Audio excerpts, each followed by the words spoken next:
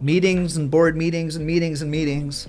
One of the things that I've found interesting is, when is a meeting an actual meeting? Right? And I think a lot of boards get themselves into trouble because they're actually having a meeting without realizing it. Correct. The interesting thing I've found is that I can't find any state statute under the Nonprofit Corporate Act or under MCIOA that defines when a meeting is a meeting. Most bylaws will just simply say a meeting is happening when you have a quorum of board members. Usually 3 if it's a 5-member board, whatever. But it usually pretty much has that simple premise. When you have a majority of board members, you have quorum. So I think state statute, I think your governing documents are inferring that you are having a board meeting if you have a majority of your homeowners, or a majority of your board members rather, together talking about association business. That is a board meeting. Have you had experience with? Yeah. Yeah. I think that is the golden rule, because you're not just obligated to 515B MCIOA, you're obligated to 317A. Yeah. And both of those are not always clear, but they are clear when you start to look at how they're applied, right? So how is the statute interpreted? How is the standard sort of carried out by other businesses that are similar to ours? Well, so you bring up those statutes, and so I had mentioned that there is nothing in those that defines when a meeting is a meeting. But let's just say you are having a meeting. Now, all of those statutes do apply. So the open meeting requirement that MCIOA has, which your board meetings have to be open for members to attend, right? And then there has to be a notice of those meetings, right? There's all of a sudden, if you're having a board meeting, you have requirements that you have to fulfill. Right. So I think that boards get themselves into trouble when Bob, Jane, and Sally go to the mailbox and they meet there, and then hey, our board meeting is next week. And then all of a sudden they spend a half hour talking about what's going to be talked about at the board meeting next week. And then you got Bill looking out his window, seeing the 3 of you out there talking. And I mean, I think we all know that the meeting happens outside of the meeting. Generally, that's kind of the rule of thumb. But you have to be so careful with that, right? Because we're subject to these open meetings, if you're subject to MCIOA. Well, right. And I think the piece of the statute or the meeting criteria includes quorum and notice pieces of the criteria. So when you have 3 board members, maybe not officers, or 1 officer and 2 directors talking at the mailbox, you don't have notice, right? So that's not a proper meeting. Right. And then when you do have notice, though, let's say the president and a director and the treasurer are talking, and they say, hey, we're going to go meet at Taco Bell. Right. And let's talk about this. Well, we are not sponsored by Taco Bell.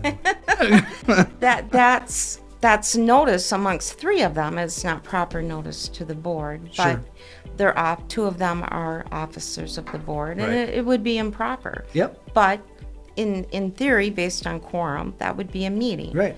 And so I think you just have to develop some best practices with your board, and you have to stick to them. Yes. And boards should not be meeting on their own. Right. Officers of the board should not be acting on their own. Right. And they shouldn't be acting with less than the entire board in making pertinent decisions about the association. Because MCIOA is very clear on 3 reasons why you can close a meeting. Right? It's to summarize it. It's to, if there's any current litigation that shouldn't be discussed in front of homeowners. Correct. The second one is kind of a catch-all that you can kind of use to justify is if there is any potential litigation.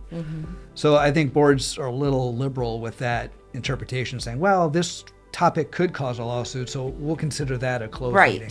But that's the second one. And then the third one is clear if it's anything regarding employees, right?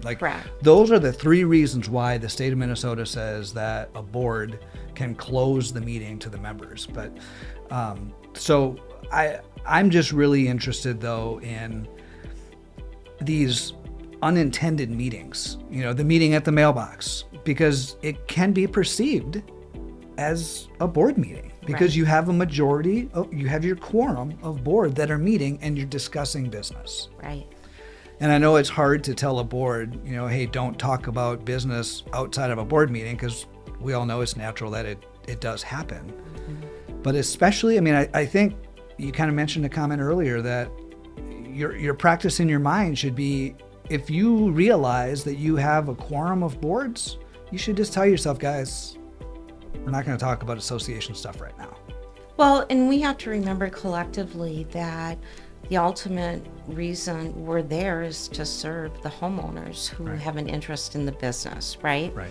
And so we do have to do that in a transparent way. Not every time. Some things aren't for meetings, right? I mean, there are things that are done yearly, like budgeting, where Yep. you carry out and you execute that budget based on pre-planning that's already approved. Sure. You don't need to go back into a meeting to work through every decision that you've made. Right. But you do need to be transparent and remember that ultimately your shareholders are your homeowners and you serve your shareholders. Right. And they have the right to observe the meeting and the business of the board and know what's going on daily. Right. So Yep. Yeah. I think boards get into bad habits of having these executive sessions or closed meetings or the pre-meeting right before the actual meeting, and those are board meetings. Those are Correct. still meetings when you Correct. have a majority. But that's one issue. But the other issue is just when do those incidental board meetings happen that Correct. you need to be cognizant of, right? Right.